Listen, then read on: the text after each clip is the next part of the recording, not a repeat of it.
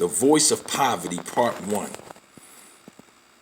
What's amazing to me is that you have an election coming up, and everybody is gearing up, choosing sides, saying, let's go, let's get it done.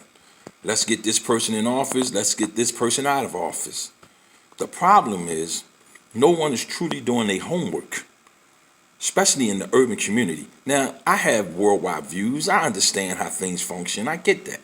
But I'm from the urban community because I was born in the urban community. So that's my passion right there, to help the urban community. I got to help us first before I can help anyone else. So therefore, it's like helping a foreign country and sending them billions of dollars. But over in your country right now, people are starving. Poverty level is at its all-time high. You know, that don't make no sense to me. I don't care who's in office, a Democrat, Republican, or Independent. The bottom line is this: we need to work together, have the same agenda, and move forward. That's what I'm about. So I'm looking forward to working with anyone come this election. I'm a Democrat because I was born a Democrat and raised in a Democratic household. So that's why I'm a Democrat. But when I look at Democrats, I look at Republicans, and I look at independents, right? They similar but different. I get that. I understand that.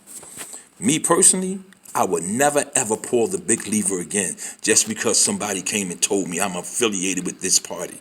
That'll never ever in my life happen again because I'm educated now. I'm intelligent now. I use my brain power for positive things. I'm a thinker now and I have vision. I understand that. The problem is this: once someone try to wake up other individuals that's in the same boat that you used to be in, they still an enemy as well until you wake them up. Because if you don't wake them up, they're going to be with the rest of the individuals try to pull the rug from under you, slander you, bring you down, or whatever the situation may be, just so they could continue their hold on the urban community. The bottom line is this: we're in a situation where we live in poverty.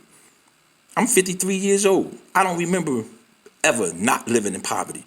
With all the presidents that's ever been in office, when I came in office, you had President Lyndon B. Johnson, whatever his name was. Then you had President Ford, and then Nixon, then Carter, right? Then you had President Reagan. Then you had President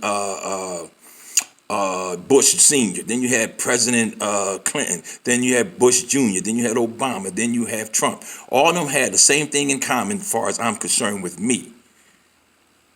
Poverty still exists in my community.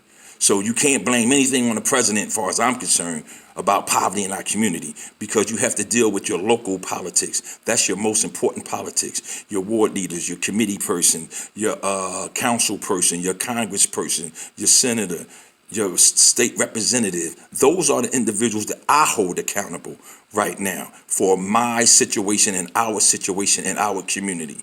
Those are the ones has to answer to this. We have to start vetting individuals. When a person say they want to run for office, right, let's find out what their service is. The ones that's never been in office and they say they want to run. Okay, what was you doing in the community, or what was you providing to the community, your service or resources to the community, that we can say, wow, even before you decided to run for office, this is what you was doing. That's what's up. We're going to support that. Don't just show up and say, I should be a state representative, I should be a council person or senator. We don't know anything about you. And that's the problem.